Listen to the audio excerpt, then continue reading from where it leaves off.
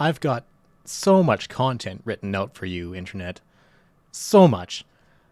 I want to talk about mental health. I want to talk about revolutionary praxis. I want to talk about socialist history, subtext in media. I want to talk about furry shit, y'all.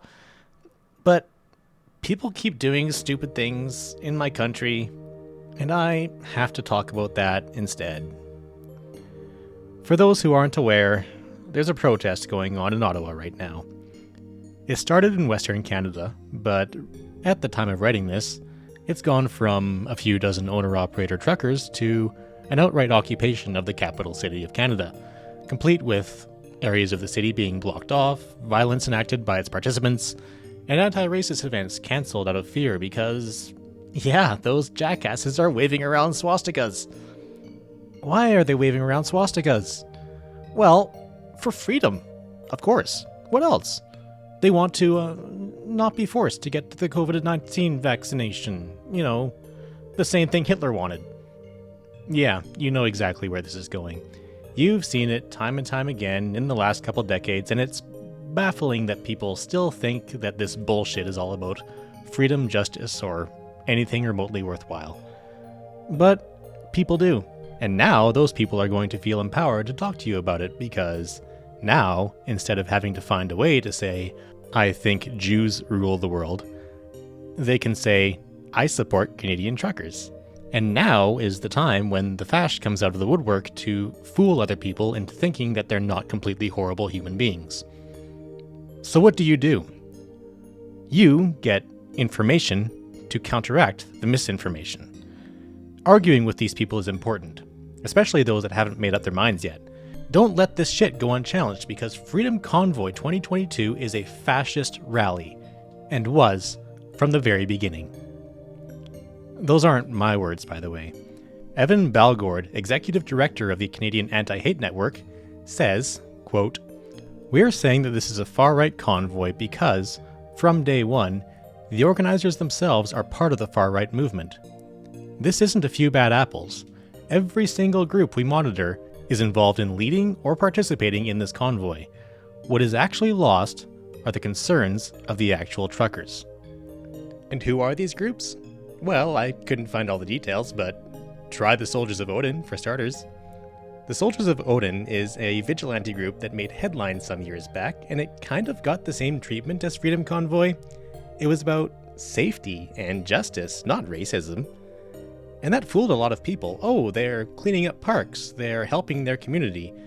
And now we have something we can talk about instead of saying the quiet part loud. We are for community building. It isn't about racism. And then, inevitably, it became impossible to hide the racism that was actually very much there all along. And now Soldiers of Odin is known by everybody across the country as a far-right vigilante group that assaults refugees. Back to the drawing board, fascists! Let's get started.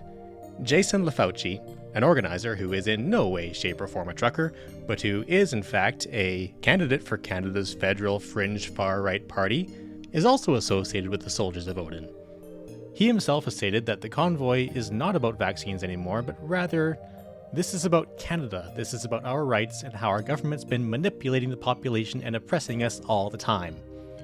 On his social media, he's posted encouraging people to attack grocery store attendants who ask for proof of vaccination, and has also made a list of Canadian politicians who weren't born in Canada. Dave Steenberg. This time we're talking about an actual trucker, a convoy leader, actually. He's another Sons of Odin guy. And the fact that these two big names in the convoy are also associated with this same explicitly fascist group in Toronto, despite the convoy supposedly being started by truckers in Western Canada, should tell anyone all they need to know about just how fishy and fashy the whole thing is.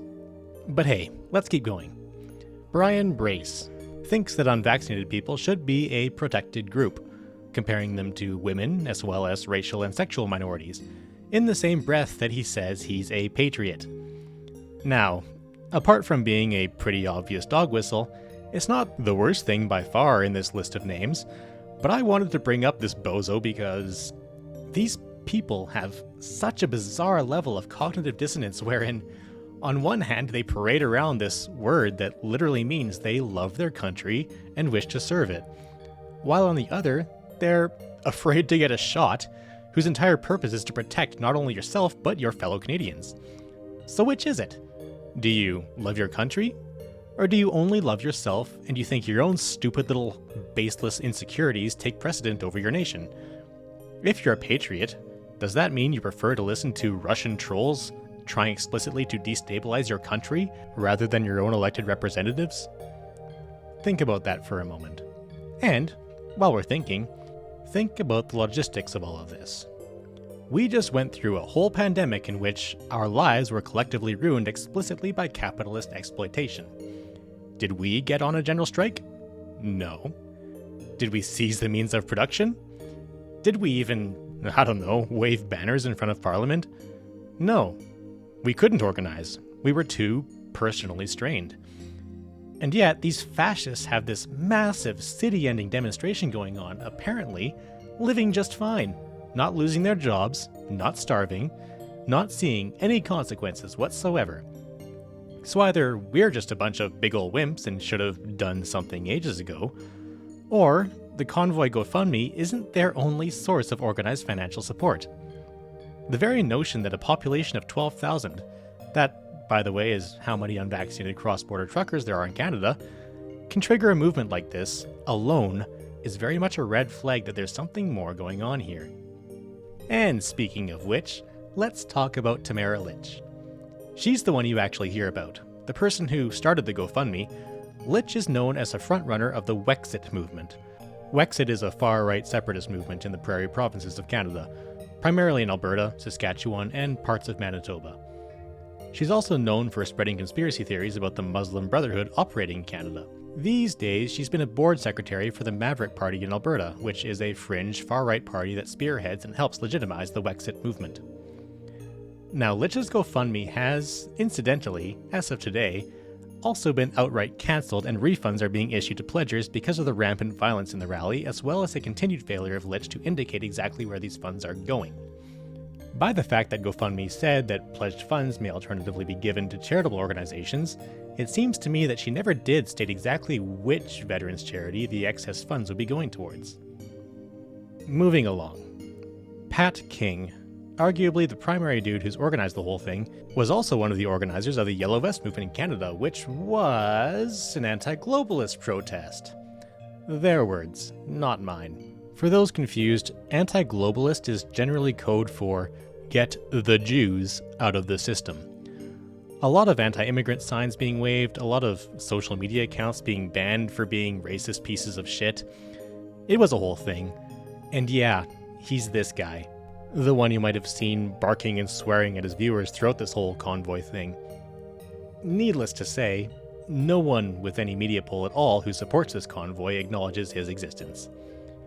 Oh yeah, he's also the dipshit who said that Tamara Lich was MIA and then turned around to swear at people some more for claiming that he said she was MIA. Which he did. He said that by MIA he meant that she was very busy.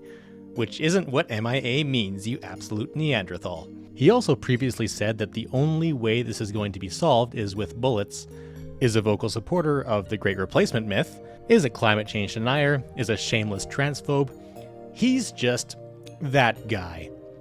This is why you don't get to sit with the big kid Nazis, Pat. This is why you aren't allowed to talk. We know who you are. They can't be having that, Pat. And I'm sure I don't need to tell you, there's hangers-on that are even more vocal about their fascism. One vlogger, whose name I won't mention here because he's a goddamn nobody, said that he would like to see our own January 6th event, see some of these truckers plow right through that 16-foot wall. The fact that people like this, and the people who so boldly display fascist symbols and voice fascist ideas, are not being called out and decried by the leaders of the movement is telling. The most I can see is them being told to keep it peaceful, which, frankly, means nothing when you're waving around slogans specifically and violently rallying against minority groups. Bernie Farber, chair on the Canadian Anti-Hate Network, and himself the son of Holocaust survivors, says that the protests are the worst display of Nazi propaganda the country has ever seen. A vigil for the 5th year anniversary of a mosque shooting in Quebec that killed 6 people and opened up a nationwide dialogue in Islamophobia was cancelled because organizers were afraid these Confederate flag-waving protesters might try something.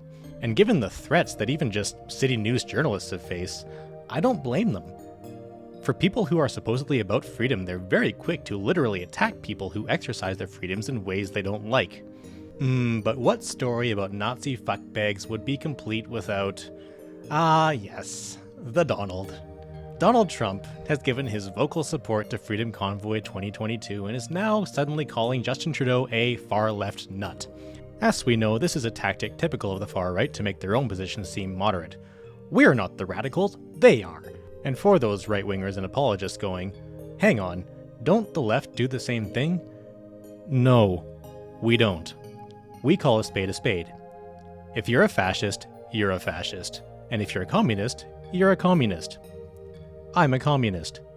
And all these people, all these leaders and talking heads and the thousands of pickup truck drivers taking the time out of their busy lives to harass the citizens of Ottawa, they are fascists. They always were. And now, you don't have to let anybody try to tell you otherwise. Wait, don't go yet. Okay, so, because my videos take at least a few days of intensive labor to make, even after I've written and recorded them, I'm a couple days behind the times.